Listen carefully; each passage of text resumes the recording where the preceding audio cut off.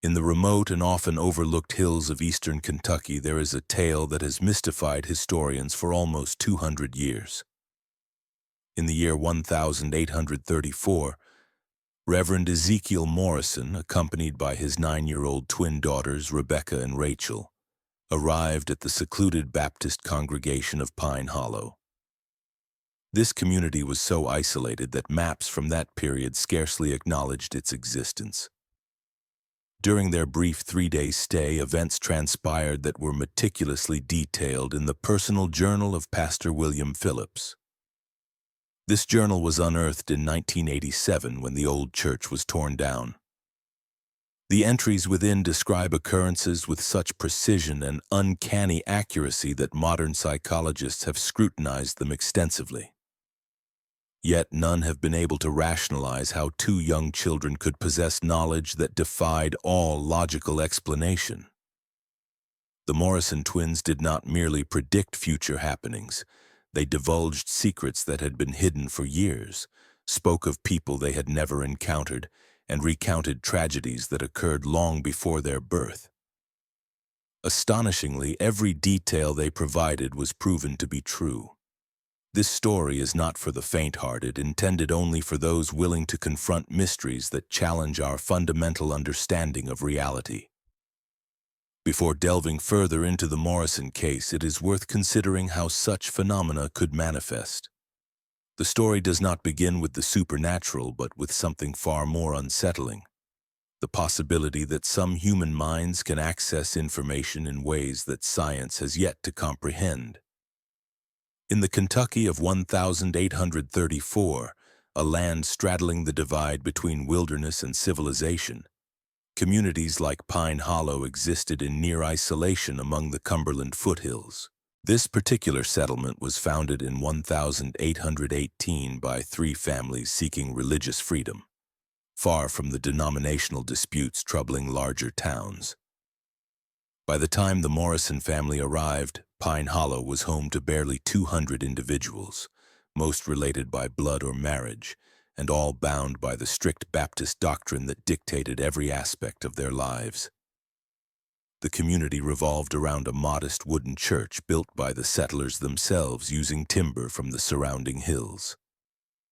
Pastor William Phillips, a learned man who had left behind a comfortable life in Lexington to minister to these frontier souls, was the sole keeper of written records of births, deaths, marriages, and significant events. His meticulous nature would prove essential in documenting the extraordinary events that were about to unfold. Ezekiel Morrison was a familiar figure among the circuit of remote churches scattered across the Appalachian region. Tall and weathered, his prematurely gray hair spoke of hardships beyond his 34 years. He traveled on foot with his daughters, carrying only a worn leather satchel containing his Bible, a few personal items, and the journal where he recorded his spiritual reflections. He had been widowed for 9 years, ever since his wife Sarah died, giving birth to the twins during a harsh winter storm that had isolated their cabin for weeks. The girls, Rebecca and Rachel, were striking in their identical appearance, yet differed completely in temperament. Rebecca, born first by mere minutes, had an outgoing nature that immediately drew people to her.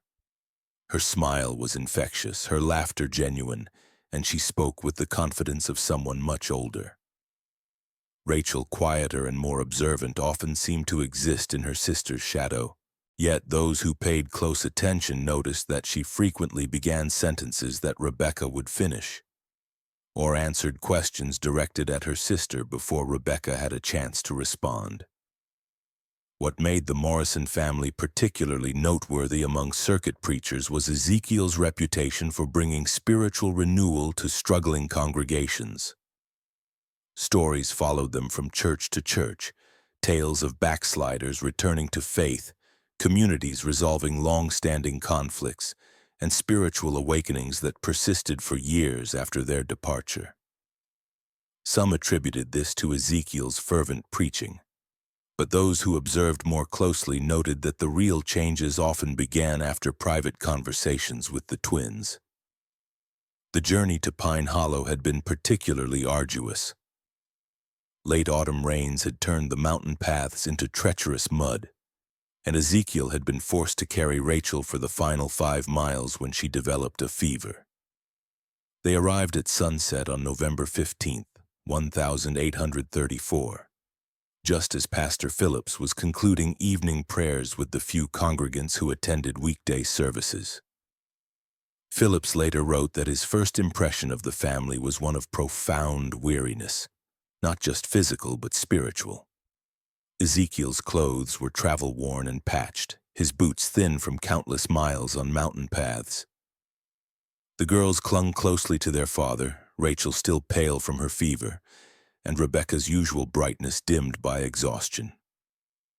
Yet something in their eyes, a sharpness, an awareness that seemed inappropriate for children their age, made Phillips feel inexplicably uneasy.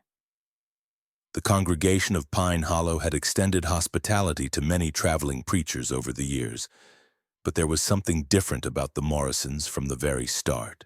That first evening, as the family shared a simple meal with the Phillips family, Rebecca asked the pastor's wife about her garden, specifically inquiring whether the roses by the eastern fence had recovered from a blight that nearly killed them 3 summers ago. Mrs. Phillips dropped her spoon, staring at the child in amazement. The rose blight had indeed occurred 3 years prior, devastating her prized flower garden. But it was not something she had mentioned to anyone outside the immediate community. When pressed, Rebecca simply smiled and said she had dreamed about roses while walking and somehow knew that Mrs. Phillips grew the most beautiful ones in the county. This incident, recorded in Pastor Phillips's journal that very evening, would prove to be merely the first of many that challenged everything the Pine Hollow community believed about the natural world. The next morning dawned gray and cold, with a bitter wind rattling the windows of the small cabin where the Morrison family had been given shelter. Pastor Phillips rose early, as was his custom, to prepare for the day's sermon. He found Ezekiel already awake, sitting by the dying embers of the fire, his Bible open but his eyes staring into the distance with an expression of deep concern. "The girls had disturbing dreams last night," Ezekiel explained when Phillips inquired about his troubled demeanor. "They often dream of the places we're going to visit, but these dreams were different, darker." Before Phillips could respond, Rebecca appeared in the doorway, her hair disheveled from sleep but her eyes alert and focused. "Pastor Phillips," she said in a clear, childish voice, "in your church, beneath the 3rd floorboard from the altar, there's something hidden that shouldn't be there. Rachel dreamed about it, and I know why it's hidden." The pastor felt a chill that had nothing to do with the morning air. He had indeed hidden something beneath those exact floorboards. A bottle of whiskey that symbolized his ongoing struggle with temptation. Not a soul knew about it. He had placed it there during a moment of weakness 3 months prior, telling himself it was better to keep it close where he could resist it daily rather than to remove the temptation entirely. It was a secret that shamed him deeply, one he had confessed only to God in his private prayers. "What exactly did you dream, child?" Phillips asked, his voice barely steady. Rachel emerged from the shadows behind her sister, moving with the peculiar silent grace that seemed to characterize her every action. "The bottle is brown," she said softly, "and it's wrapped in a piece of cloth that used to be a baby's blanket. It's blue." Phillips sank into his chair as if his legs could no longer support him. The cloth was indeed a remnant of a baby blanket. The blanket that would have belonged to the son he and his wife had lost in infancy 5 years earlier. He had wrapped the bottle in it as a reminder of his failings, both as a father who couldn't save his child, and as a pastor who couldn't conquer his own weaknesses. Ezekiel watched the host's reaction with an expression that mixed sympathy with a weary familiarity. "It started when they were very young," he explained quietly. "At first, I thought it was merely childish intuition, the way young ones sometimes sense things adults miss. But as they grew older, their insights became more specific, impossible to explain through natural means.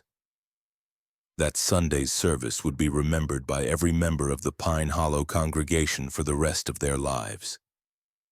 Ezekiel's sermon was powerful, but not unusual for a circuit preacher. A passionate call for spiritual renewal and confession of sins. It was what happened afterward that defied all rational explanation. As the congregation began to file out, Rebecca approached Samuel Turner, a prosperous farmer known for his generosity to the church and his standing in the community. She looked up at him with her innocent blue eyes and said, "Mr. Turner, the money you've been taking from the church collection isn't really stealing if you put it back, is it? Papa says God forgives those who repent." The color drained from Turner's face. For 6 months, he had been skimming small amounts from the collection plate to cover debts from a failed investment in a Louisville business venture. He had told himself he would replace every penny once his financial situation improved, but the missing money had been eating at his conscience like a cancer. Before Turner could respond, Rachel moved to stand beside her sister and addressed Martha Whitfield, the elderly widow who served as the church's unofficial moral authority. "Mrs. Whitfield, your husband didn't die in the farming accident, did he? He's still alive somewhere, and that's why you hide the letters." The elderly woman swayed as if she might faint. Her husband had indeed abandoned her and their children 15 years earlier, taking their savings and disappearing one night without explanation. She had fabricated the story of his accidental death to preserve her dignity and her children's future in the community. The letters Rachel mentioned were occasional correspondence she received from him, pleading for forgiveness and describing his new life in Missouri. She had never spoken of them to anyone. One by one, the twins moved through the congregation, speaking quietly to various members. To Dr. Hayes, they mentioned patients who had died under his care due to his lack of proper medical training. To the Miller family, they spoke knowingly of the son kept hidden in their attic, a young man whose simple mind made them ashamed before their neighbors. To young Thomas Brett, they described in detail his secret meetings with Elizabeth Carter, the married woman whose husband traveled frequently on business. Each revelation was delivered with childlike innocence, without judgment or malice, as if the girls were simply sharing observations about the weather. Yet the accuracy of their statements was so precise, so impossible, that the congregation stood frozen in a mixture of terror and awe. Pastor Phillips watched with horrified fascination as his orderly community was turned inside out by 2 9-year-old children who spoke of secrets that should have been known only to God. But it was Rebecca's final statement that would haunt him for the rest of his days. She walked to the front of the church, stood before the altar, and placed her small hand on the wooden cross that had been carved by the church's founding members. "This is sacred ground," she said, her voice carrying clearly through the silent sanctuary. "But it's been stained by what happened here before. The Whitman family didn't die in a house fire, did they, Pastor Phillips? They died right here in this very room. And some of you know exactly why." The silence that followed was deafening. Even the wind outside seemed to have stilled, as if nature itself was waiting for someone to respond to this impossible accusation. The revelation about the Whitman family struck the congregation like a physical blow. Pastor Phillips, his face as pale as morning frost, gripped the pulpit so tightly his knuckles went white. The Whitman tragedy was Pine Hollow's deepest secret, a wound that had never properly healed despite 16 years of collective silence. In 1818, when Pine Hollow was still a struggling settlement of barely 50 souls, the Whitman family had been among its most prominent members. Jacob Whitman served as both blacksmith and unofficial leader, while his wife Mary was known for her skill with herbal remedies and her gentle way with difficult births. Their twin daughters, Hope and Faith, had been the community's darlings, bright, beautiful 9-year-old girls who sang in the church choir and helped their mother tend to the sick. The official story, one recorded in Pastor Phillips's predecessor's carefully maintained records, stated that the Whitman family had perished in a tragic house fire during a winter storm. Their bodies had been found in the home's remains and they were buried in the church cemetery with appropriate ceremony. The community mourned, rebuilt, and moved forward as frontier communities were forced to do when tragedy struck. But Rebecca's statement suggested a far different reality, one that several of the older congregation members had hoped would remain buried forever. Elder Thompson, now 73 and one of Pine Hollow's founding families, slowly rose from his pew. His arthritis made movement painful, but his voice carried the weight of decades when he finally spoke. "Child," he said, his words measured and careful. "You speak of things that happened before you were born in places you've never been. How could you possibly know about what you claim to know?" Rebecca turned to face him, her blue eyes holding an unsettling maturity. "Faith Whitman had a birthmark on her left shoulder," she said quietly. "Hope had one on her right ankle. Faith always carried a wooden doll that their father carved, and Hope wore a silver locket with their mother's hair inside. When they died, Faith was wearing her blue Sunday dress and Hope was in her nightgown because she had been ill with a fever." These details, impossible for a stranger to know, sent a murmur of recognition through the older members of the congregation. Elder Thompson's wife clutched his arm, her eyes wide with recognition and fear. "The night they died," Rachel continued, her voice soft but clear, "it wasn't a house fire that killed them.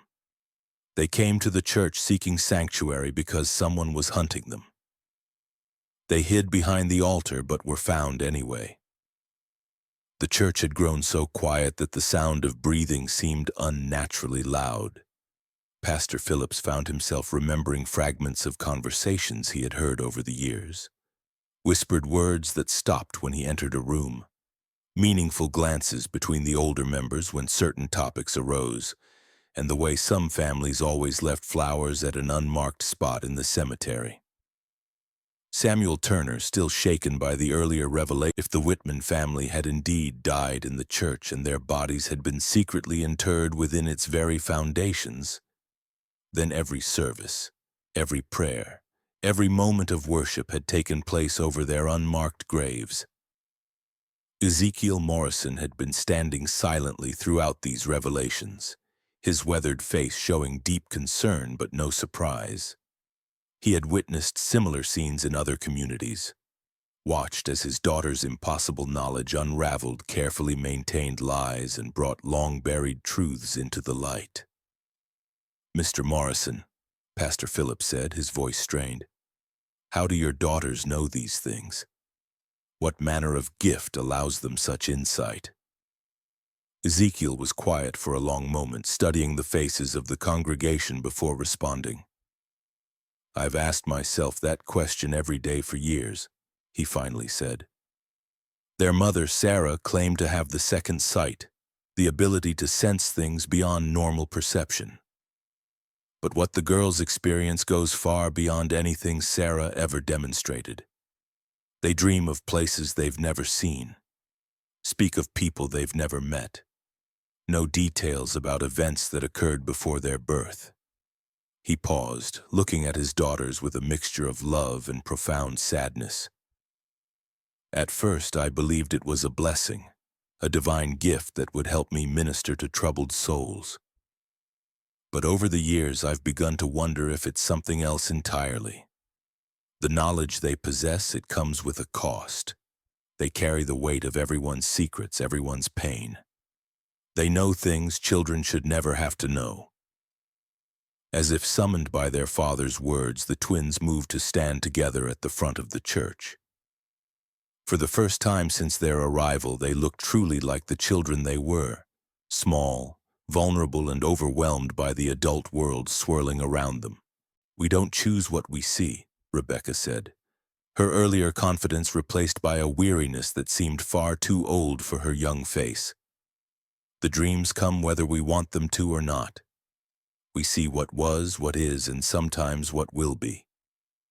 Rachel nodded, her hand finding her sister's. The Whitman sisters visit our dreams sometimes. They want people to know what really happened to them. They want someone to remember them properly. The church fell silent again, but this time it was the silence of people grappling with concepts that challenged their fundamental understanding of reality. Some faces showed skepticism, others fear, and still others a dawning hope that perhaps death was not the final ending they had always believed it to be. Pastor Phillips found himself at a crossroads that would define the rest of his ministry.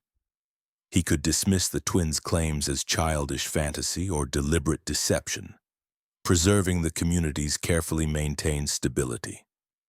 Or he could pursue the truth no matter where it led, and risk destroying the foundations upon which Pine Hollow had been built. The decision would prove to have consequences that none of them could have anticipated. That evening, as shadows lengthened across Pine Hollow's narrow streets, Pastor Phillips found himself unable to concentrate on his usual evening prayers. The twins' revelations had shaken him to his core, not just because of their accuracy, but because they had forced him to confront questions he had been avoiding for years. He had arrived at Pine Hollow 5 years earlier, eager to serve God in the wilderness and escape the theological controversies that plagued more established churches in Kentucky's larger towns.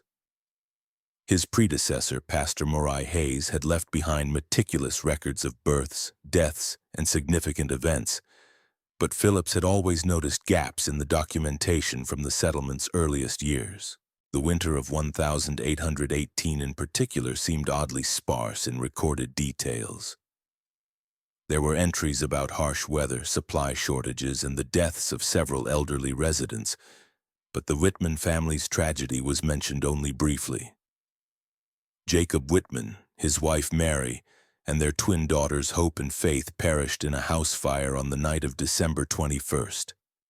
Their earthly remains were committed to the ground with appropriate Christian ceremony. What had always struck Phillips as strange was the lack of detail about such a significant event. Pastor Hayes had been thorough in his documentation of even minor incidents. Yet the death of an entire family, particularly one as prominent as the Whitmans, had been recorded with unusual brevity. Determined to understand what the Morrison twins might have uncovered, Phillips began searching through the church's stored records with new eyes. Hidden beneath years of accumulated documents, he discovered a small leather journal he had never seen before. The pages were water-stained and fragile, but the handwriting was clearly Pastor Hayes's own. What Phillips read by candlelight that night would change his understanding of Pine Hollow's history forever. The journal revealed that Pastor Hayes had been deeply troubled by the circumstances surrounding the Whitman family's death.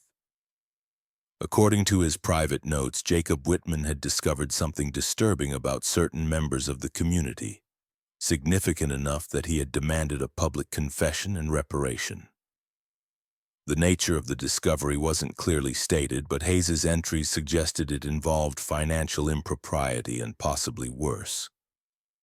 On the night of December 20th, 1818, Jacob Whitman had apparently confronted several community leaders in a heated meeting that lasted until well after midnight. Hayes wrote of raised voices, accusations of theft and corruption, and threats of exposure that would destroy the reputations of some of Pine Hollow's most respected families. The final entry, dated December 22nd, was particularly chilling. The Lord forgive us all for what we have done. Jacob and his family came to the church seeking sanctuary, but they were followed. I heard the children crying, then silence. When morning came, we found them as they had been left.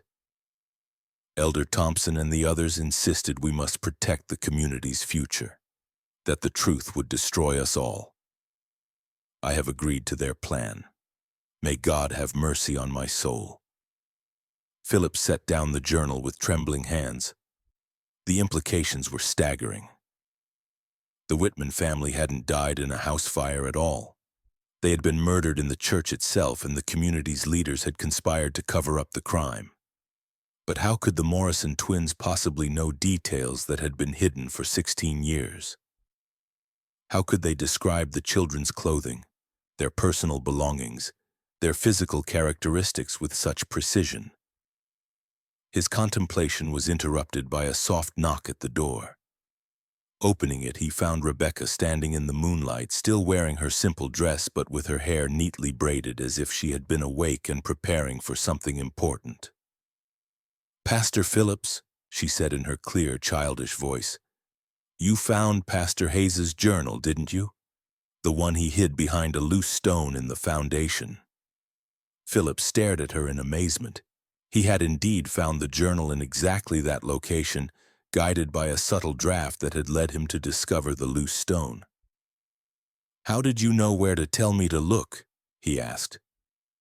"Faith showed me in a dream," Rebecca replied matter-of-factly. "She said Pastor Hayes was a good man who was forced to do bad things. She wanted someone to know the truth." The casual way she spoke of receiving guidance from a long-dead child sent chills down Philip's spine. "Rebecca," he said carefully, "what exactly do you see when you have these dreams?" The child's expression grew serious, and for a moment Phillips could see the burden she carried. "We see everything," she said simply. "Not just what happened, but why it happened. The men who killed the Whitman family didn't plan to hurt anyone.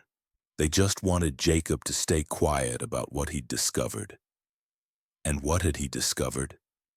Rebecca looked past him into the cabin where he could see Rachel sitting by the window, staring out at the church cemetery. "The money for building didn't come from donations," she said. "Some of it was stolen from travelers passing through the valley. Jacob found out about it when he was asked to make horseshoes for horses that belonged to dead men." The pieces began falling into place in Phillips's mind. The early years of Pine Hollow had been marked by frequent reports of travelers disappearing along the mountain paths.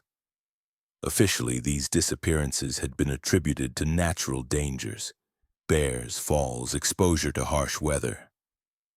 But if Jacob Whitman had discovered evidence that some travelers had been deliberately murdered and robbed, the church was built with blood money, Rebecca continued, her young voice carrying a weight of understanding that should have been impossible at her age.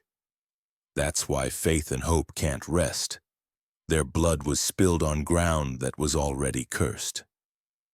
Phillips found himself face to face with a truth more horrible than anything he had imagined. The church he had devoted himself to serving, the sanctuary where he prayed for guidance and comfort, had been constructed with the proceeds of murder and had itself become the site of even greater violence. But as he grappled with these revelations, a part of his mind remained analytical, questioning. How could he verify any of this? How could he distinguish between supernatural knowledge and an elaborate deception? The answer would come sooner than he expected, and from a source that would challenge every rational explanation he might have constructed. The next morning brought an unexpected visitor to Pine Hollow. As the Morrison family prepared for their departure, their planned 3-day stay having already been extended to accommodate Sunday's dramatic revelations, a lone horseman approached the settlement from the Eastern Trail. The rider was a man in his 50s, well-dressed in the manner of townfolk, with a bearing that suggested education and authority. He introduced himself to Pastor Phillips as Thomas Brennan, a solicitor from Lexington, who had been searching for information about events in Pine Hollow dating back to its founding years. "I represent the estate of one Marcus Webb," Brennan explained as he accepted Phillips's hospitality. "Mr. Webb died recently in Louisville, and among his effects, we found documents suggesting he had business dealings with this community in its early years. I'm attempting to trace the disposition of certain funds that may have been irregularly transferred." Phillips felt his blood chill. Marcus Webb was a name that had appeared in Pastor Hayes's secret journal, one of several travelers who had disappeared along the mountain paths in 1818 and 1819. According to Hayes's notes, Webb had been carrying a considerable sum of money intended for land purchases in Tennessee. Before Phillips could formulate a response, Rebecca appeared at his elbow with that uncanny timing that characterized so many of her appearances. She looked up at Brennan with curious eyes and said, "Mr. Webb had a gold watch with his initials engraved inside the cover. It had a crack across the crystal because he dropped it when he fell from his horse." Brennan's composure cracked visibly. "How could you possibly know about Marcus Webb's watch?" he demanded. "That detail was mentioned only in his personal correspondence with his brother." Rachel materialized beside her sister as if summoned by some invisible signal. "The watch is buried behind the church," she said quietly, "along with his money bag and horse's bridle. Elder Thompson put them there after what happened on the trail." The implication struck Phillips like a physical blow. If the twins were correct and Marcus Webb's personal effects were indeed buried behind the church, it would prove that their knowledge extended far beyond what any normal child could possess. More importantly, it would provide tangible evidence of the crimes that had funded Pine Hollow's early development. Brennan dismounted his horse with urgent purpose. "I demand that we excavate the area immediately," he declared. "If what these children claim is true, we're looking at evidence of robbery and murder." Elder Thompson, who had been observing the exchange from a distance, approached with obvious reluctance. At 73, he was the only surviving member of the original leadership council that had made the decisions in those early years. His weathered face showed a mixture of resignation and defiance. "You speak of things you don't understand, stranger," Thompson said, his voice carrying the authority of age and position. "This community was built by God-fearing people who did what they had to do to survive in the wilderness." "Survival doesn't justify murder," Brennan replied sharply. "If these allegations are true, this entire settlement was founded on criminal acts." Rebecca looked up at Elder Thompson with those unsettling blue eyes that seemed to see far too much. "Mr. Thompson," she said gently, "the nightmares stopped coming after the first year, didn't they? You told yourself that meant God had forgiven you." Thompson's facade crumbled visibly. "Child," he whispered, "you couldn't know about the dreams where Marcus Webb begged you to let him go," Rachel continued, her soft voice carrying clearly in the morning air. "About how you see his face every night before you fall asleep." The old man sank onto a nearby tree stump as if his legs could no longer support him. "It wasn't supposed to happen," he said, his voice breaking. "We only meant to take the money. We were starving. Our children were sick and winter was coming, but Webb fought back." Then his confession hung in the air like smoke from a funeral pyre. Pastor Phillips realized he was witnessing the unraveling of everything he had believed about his community, his church, and his faith. Ezekiel Morrison, who had been standing silently through these revelations, finally spoke. "The truth has a way of surfacing," he said quietly. "My daughters don't choose what they reveal. They're simply conduits for information that demands to be heard." Brennan wasted no time in organizing an excavation party. Within hours, several men from the community were digging behind the church, guided by the twins' precise directions.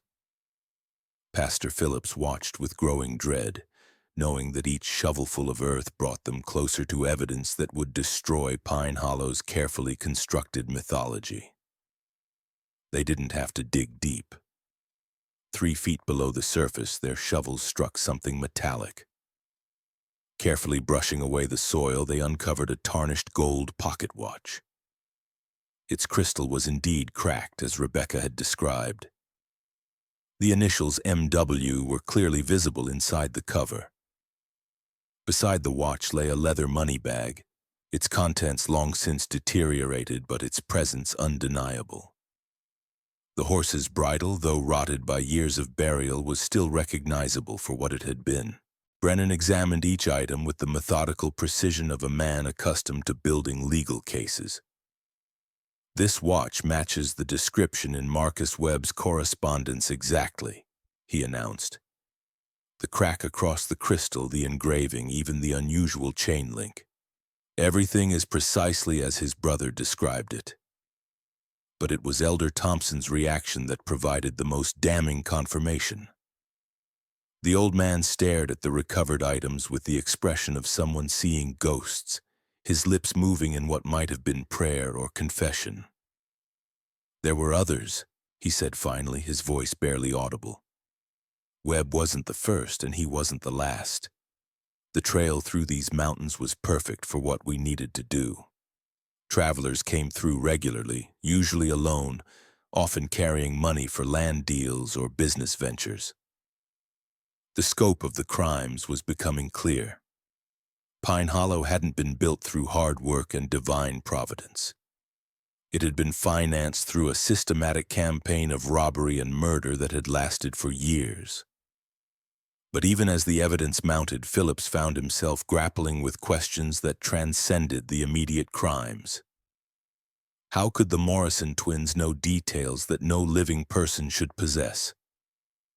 How could they describe victims they had never met, crimes that occurred before their birth, and locations of evidence that had been hidden for decades?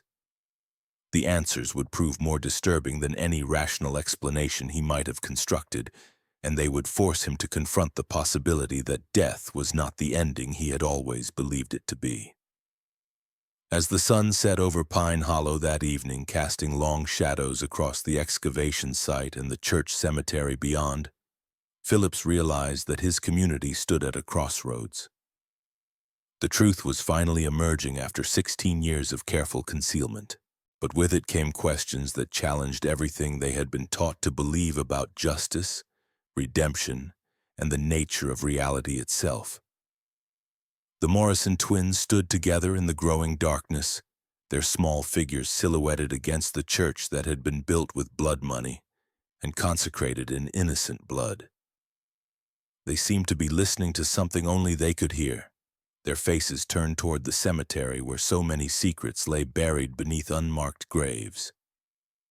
Tomorrow would bring a reckoning, but tonight belonged to the dead, who had finally found their voices through two 9-year-old children who possessed knowledge that defied every rational explanation. Dawn broke gray and cold over Pine Hollow, bringing with it a delegation of officials from the county seat. Word of the previous day's discoveries had traveled fast, and Solicitor Brennan wasted no time in contacting the authorities. By mid-morning, the small settlement found itself host to a county sheriff, a territorial judge, and 2 federal marshals who had been investigating the disappearances of travelers along the mountain trails for years. Judge Harrison, a stern man with silver hair and piercing gray eyes, had established his temporary court in the church itself, a choice that struck Pastor Phillips as grimly appropriate given the building's blood-soaked history. The entire community had been summoned to attend what would amount to both a hearing and a reckoning. Elder Thompson, his health visibly deteriorating under the weight of his confessions, sat in the front pew, flanked by 2 other elderly men who had been part of the original leadership council. Their faces bore the hollow look of men who had carried terrible secrets for too long. But it was the Morrison twins who commanded the most attention. Judge Harrison had initially been skeptical of the claims that 2 children possessed supernatural knowledge, but the previous day's discoveries had forced him to reconsider. He spent the morning interviewing them separately, trying to determine how they could possibly know details about crimes that predated their births. "Rebecca Morrison," Judge Harrison said, his voice echoing in the wooden church. "Please tell this court exactly how you know the location of Marcus Webb's personal effects." Rebecca stood in the witness area looking impossibly small beneath the weight of adult attention. "Faith Whitman told me in a dream," she said simply. "She said the men who killed her family were the same ones who killed the travelers."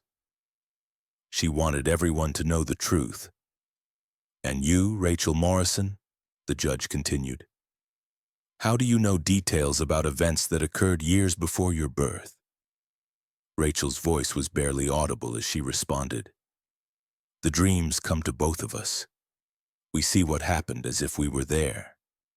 We see the fear in people's eyes. We hear their last words.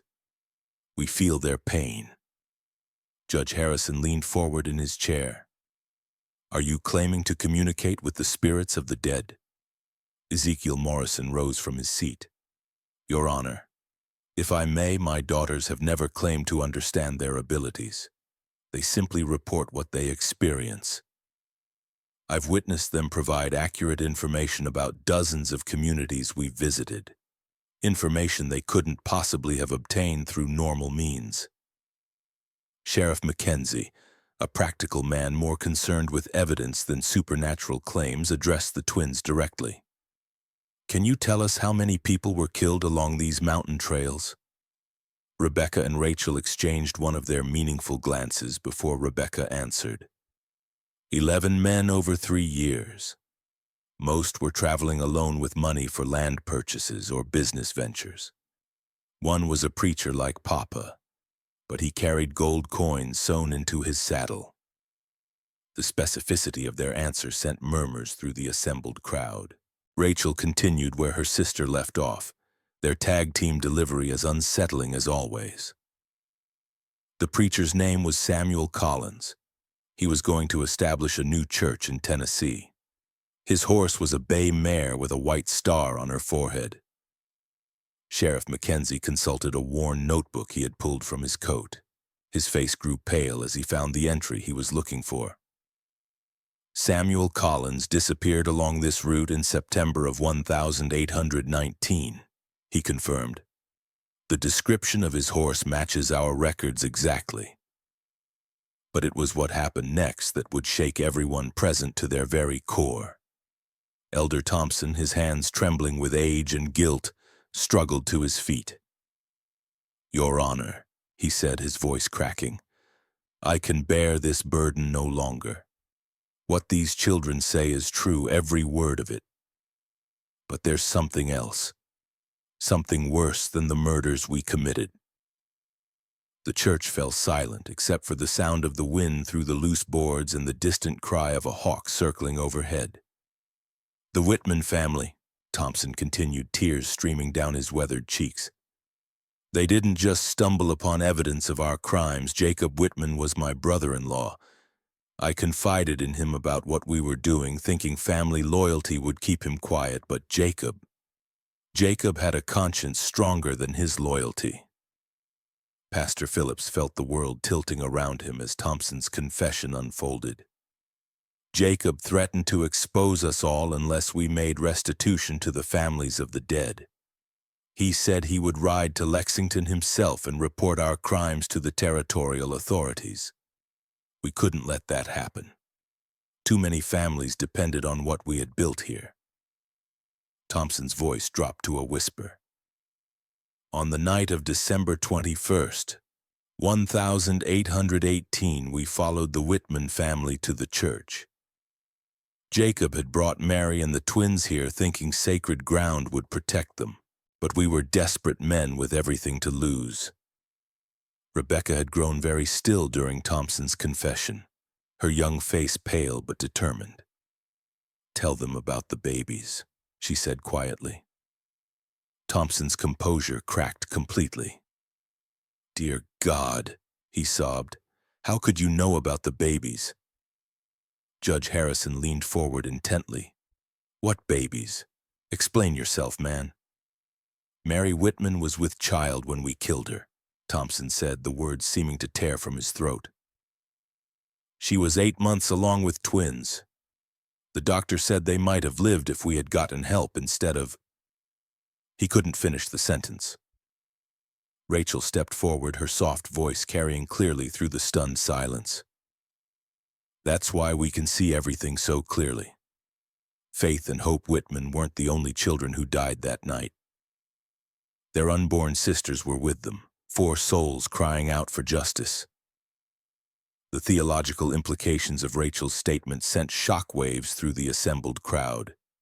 If the twins were somehow channeling the spirits of the dead Whitman children, including the unborn, it suggested an understanding of the afterlife that challenged fundamental Christian doctrine. Dr. Hayes, the community's unofficial physician, found his voice. "I assisted with the burial," he said slowly. "We found evidence of the pregnancy, but we told ourselves the babies had been too young to have souls, that they wouldn't need proper burial rites." "Every soul matters to God," Ezekiel Morrison said firmly. "Every life, no matter how brief, has eternal significance." But Judge Harrison was more concerned with earthly justice than theological debate. "Mr. Thompson, are you confessing to the murder of Jacob Whitman, his wife Mary, their twin daughters, and 2 unborn children?" "I am," Thompson replied, his voice hollow with despair. "And to the murders of 11 travelers who trusted us with their lives. We are all guilty, myself, Samuel Bradford, and Marcus Perry. We planned it together. We carried it out together, and we've hidden it for 16 years. The 2 other elderly men named in Thompson's confession sat in stunned silence, their faces masks of resignation and terror. The weight of 16 years of collective guilt had finally become too heavy to bear. Sheriff Mackenzie stood and began placing the 3 men under arrest, but Judge Harrison raised a hand to stop him.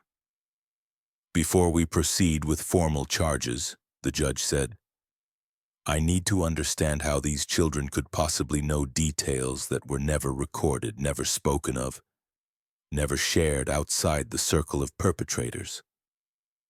Rebecca looked up at the judge with those unnaturally knowing blue eyes. "Your Honor," she said in her clear, childish voice, "some truths are too big to stay buried forever. The Whitman sisters and their unborn babies have been waiting 16 years for someone to hear their story." "But how do you hear them?" Judge Harrison pressed. "What mechanism allows this communication?" Rachel joined her sister at the front of the church. "We don't understand it any more than you do," she said honestly. "Ever since we were very small, we've had dreams about places we've never been and people we've never met. Papa says our mama had the gift of second sight, but what we experience is different." "Different how?" Rebecca and Rachel exchanged one of their meaningful glances before Rebecca answered. "Mama could sense things about living people, their emotions, their intentions, their hidden thoughts. But we see beyond that. We see the echoes that tragedy leaves behind, especially when innocent blood is spilled." Ezekiel Morrison had been listening to his daughters with growing concern. "Your Honor," he said, "I've spent years trying to understand my daughter's abilities. I've consulted with ministers, doctors, and scholars throughout Kentucky and Tennessee. None can explain it, but all have witnessed its accuracy." Judge Harrison was quiet for a long moment, studying the twins with a mixture of fascination and unease. "Miss Rebecca, Miss Rachel," he said finally, "if you truly possess this gift, then perhaps you can tell us where the bodies of the other victims were disposed of." The question hung in the air like incense smoke, heavy with implication. If the twins could locate the remains of Marcus Webb and the other murdered travelers, it would provide the final proof needed to close cases that had baffled authorities for years. Rebecca closed her eyes as if listening to something only she could hear.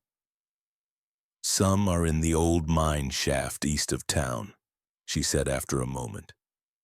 "Others were thrown into Devil's Creek where the current runs deepest, but 3 were buried beneath the church floor, their bones mixed with the foundation stones." The revelation that 3 murder victims had been interred beneath the church itself sent a collective shudder through the congregation. Pastor Phillips realized with horror that he had been conducting services, celebrating communion, and offering prayers for salvation while standing directly over the unmarked graves of innocent men. Sheriff Mackenzie looked to Judge Harrison for direction. "Your Honor, If we're to verify these claims, we'll need to excavate the church floor itself. And we will, Judge Harrison replied grimly. But first, I want to understand the full scope of these crimes. He turned back to Elder Thompson. Where is the money stolen from these victims? What was done with their possessions? Thompson gestured weakly toward the church building around them. Everything went into our community. The church, the school, the mills. All of it was built with blood money. We told ourselves we were creating something good from evil, that God would forgive us if we used the money for righteous purposes. And the victims' families?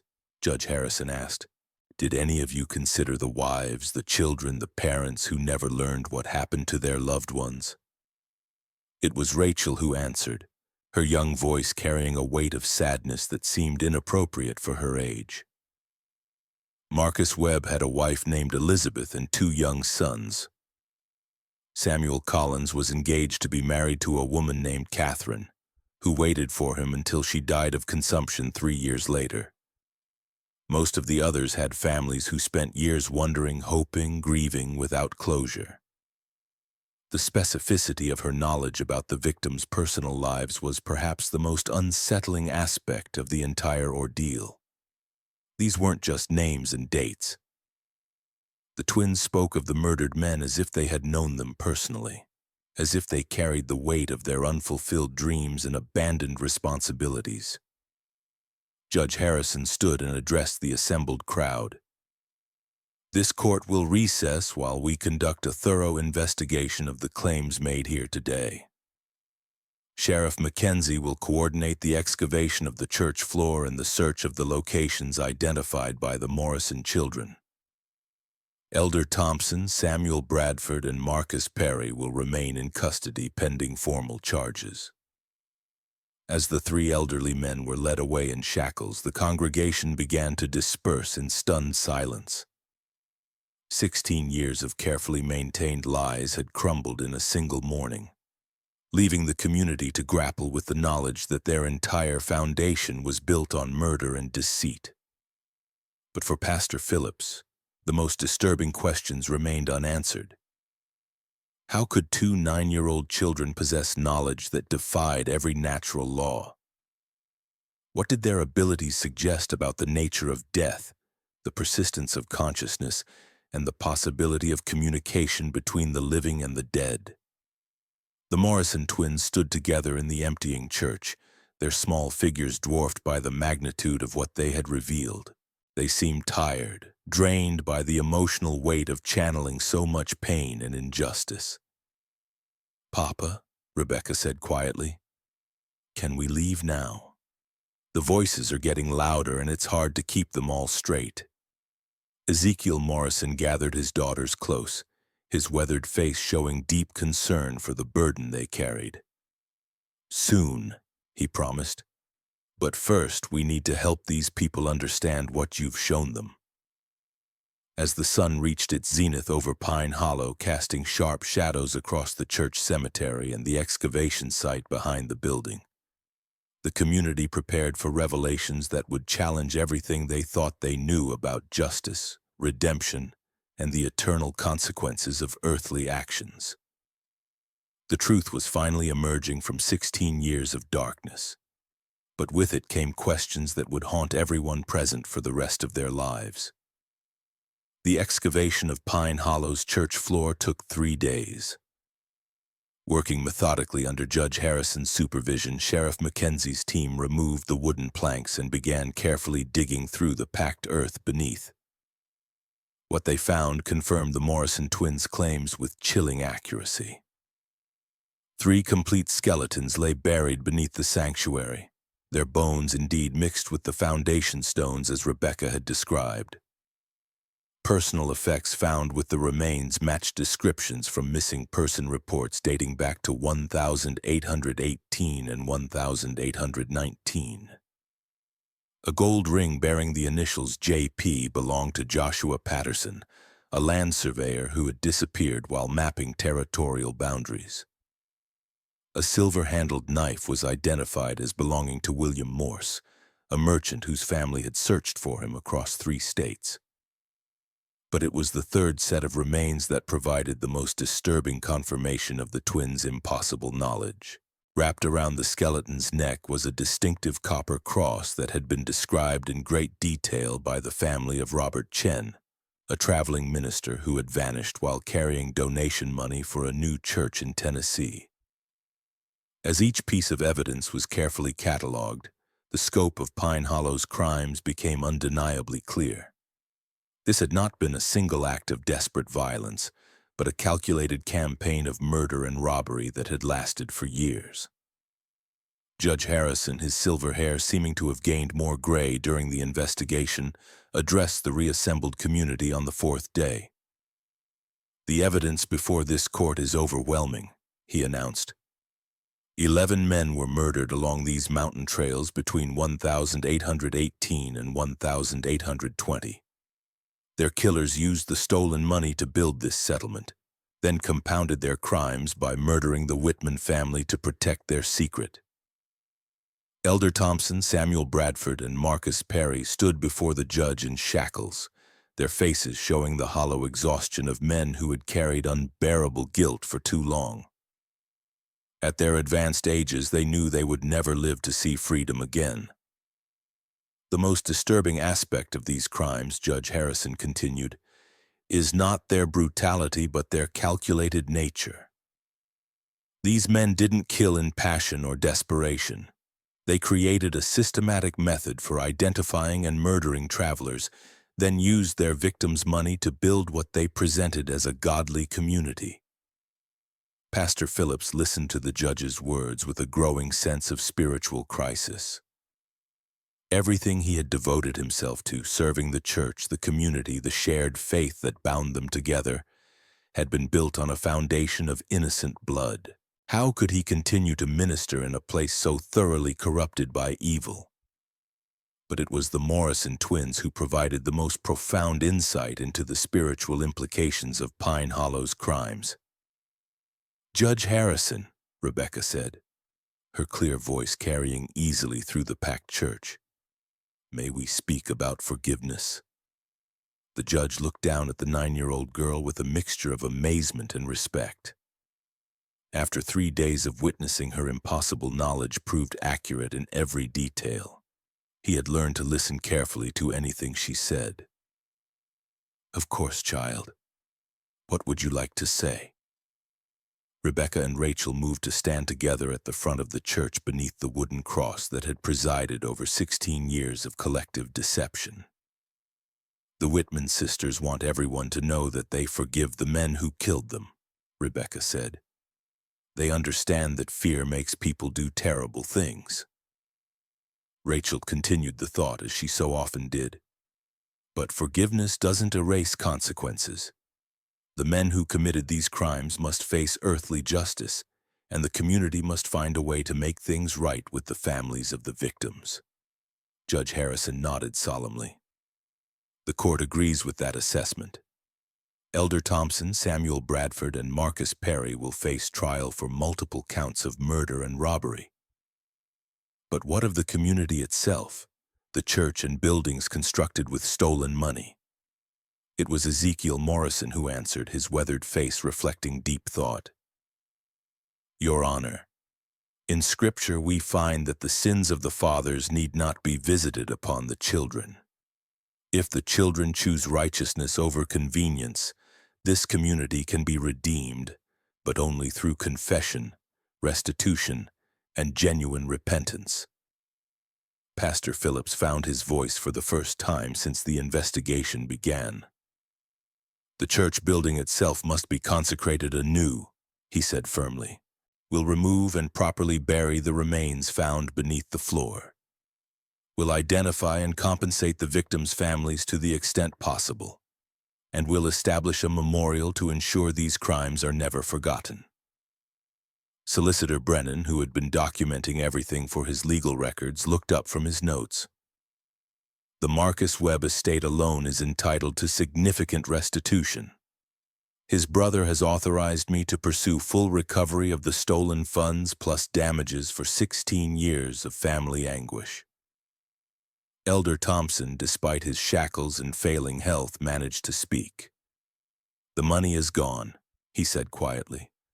"Spent over the years on community improvements, individual family needs, church maintenance.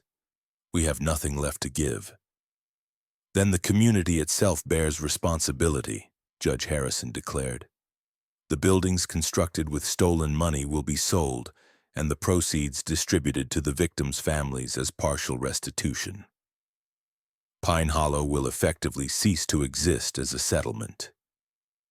The implications of the judge's decision struck the assembled crowd like a physical blow.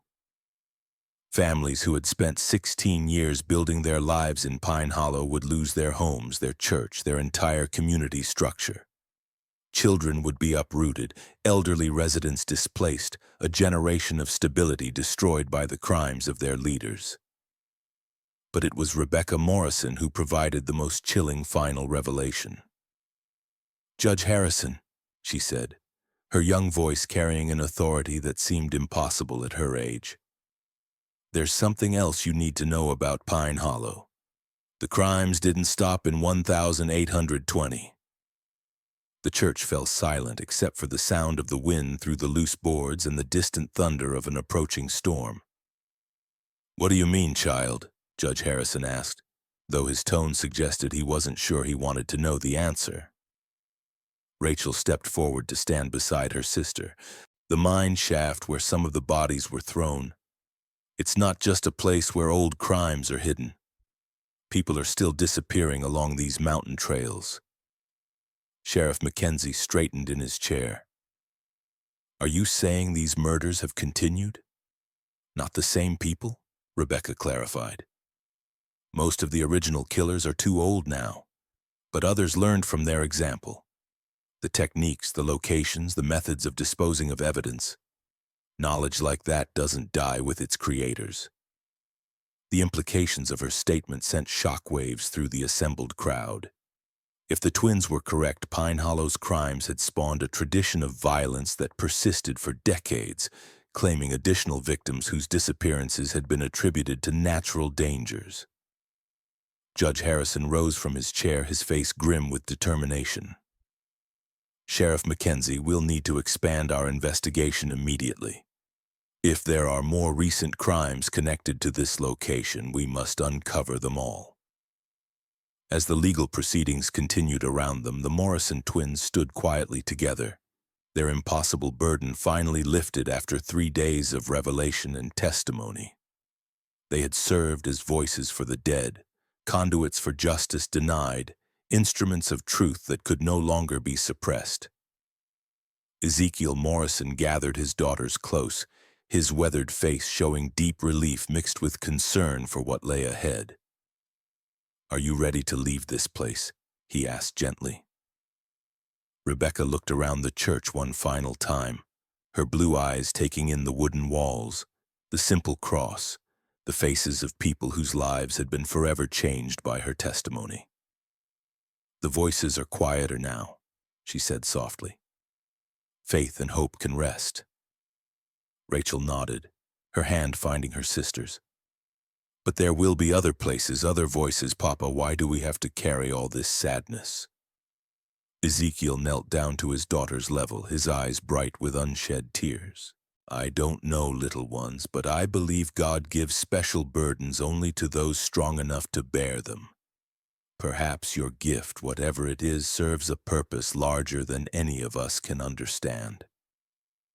As the Morrison family prepared to leave Pine Hollow, taking their mysterious abilities and terrible knowledge with them, Pastor Phillips found himself facing the most difficult decision of his ministry. Should he stay and help rebuild what could be salvaged from the community's ruins, or should he flee from a place so thoroughly tainted by violence and deception? The answer came as he watched the twins walking hand in hand toward their father's side. If 2 9-year-old children could bear the weight of such devastating truth with grace and forgiveness, perhaps there was hope for redemption, even in the darkest places. 3 weeks later, Pine Hollow was a ghost town. The church building had been dismantled board by board, its materials sold to help compensate the victims' families. The community's residents had scattered to other settlements across Kentucky and Tennessee, carrying with them the knowledge that their entire foundation had been built on innocent blood. But in churches across the region, a new story began to spread, of two young girls who possessed knowledge that defied rational explanation, who served as voices for the dead and instruments of long-delayed justice. Some dismissed the tale as frontier superstition. Others embraced it as evidence of divine intervention in human affairs. The Morrison family continued their circuit through the remote churches of Appalachia, and reports continued to follow them. Communities experiencing spiritual renewal, long-buried secrets coming to light, mysteries solved through the impossible knowledge possessed by twin girls who spoke with the authority of prophets despite their tender age. Judge Harrison's final report on the Pine Hollow investigation filled 47 pages and documented crimes spanning more than 2 decades. His concluding paragraph would be quoted in legal texts for generations. This case challenges our fundamental assumptions about the nature of justice, truth, and the persistence of moral accountability beyond the grave. While science cannot explain the source of the Morrison children's knowledge, the accuracy of their testimony cannot be disputed. Perhaps some truths are indeed too important to remain buried forever. Pastor Phillips eventually established a new ministry in eastern Tennessee, where he spent the remainder of his career helping communities confront difficult truths and seek genuine redemption. He never forgot the 3 days in Pine Hollow when 2 9-year-old girls had torn apart 16 years of carefully constructed lies, with knowledge that no living person should have possessed. The mystery of Rebecca and Rachel Morrison's abilities was never solved. Medical experts of the era had no framework for understanding their impossible knowledge, and religious authorities were divided on whether their gifts represented a divine blessing or something far more complex. What remains undisputed is the historical record of their accuracy. Every detail they revealed about Pine Hollow's crimes proved correct. Every location they identified yielded the evidence they claimed would be found. Every secret they exposed was verified through independent investigation. But perhaps the most unsettling aspect of their story is not what they revealed about the past, but what they suggested about the nature of justice itself. If the dead truly cannot rest while their murders remain hidden, if innocence possesses some power to transcend death and demand accountability, then perhaps our understanding of moral consequence extends far beyond the boundaries of earthly life. The Morrison twins vanished from historical records sometime in the 1840s, their fate as mysterious as their abilities. Some say they continued their father's ministry until their own deaths, serving as instruments of truth in communities across the American frontier. Others believe they eventually learned to suppress their terrible gift and lived quiet, normal lives far from the circuit churches where their reputation had been established. But in the remote corners of Appalachia, in settlements where old secrets still fester and ancient crimes remain unpunished, travelers sometimes report encountering twin sisters who possess knowledge no living person should have. They speak of the dead with casual familiarity, reveal truths that have been buried for generations, and remind the guilty that some forms of justice transcend the limitations of mortal law. Whether these encounters represent the same Morrison twins, their spiritual legacy, or something else entirely, remains a mystery that science cannot solve and faith cannot fully explain. What we know with certainty is that truth, like energy, can neither be created nor destroyed. It can only be transformed from one state to another. And sometimes, just sometimes, it finds voices willing to speak for those who can no longer speak for themselves. The files on the Pine Hollow investigation remain in the Kentucky State Archives, available to researchers who wish to verify the extraordinary claims made in this account. Judge Harrison's meticulous documentation Sheriff Mackenzie's evidence reports, and Pastor Phillips's personal journals all corroborate the essential facts of this case. But the deeper mystery, the question of how two 9-year-old children could possess impossible knowledge and serve as voices for the dead, remains as unsolved today as it was in 1834. Some truths, it seems, are destined to remain beyond the reach of human understanding, dwelling in that shadowland between faith and reason, where the most profound mysteries of existence continue to elude our grasp.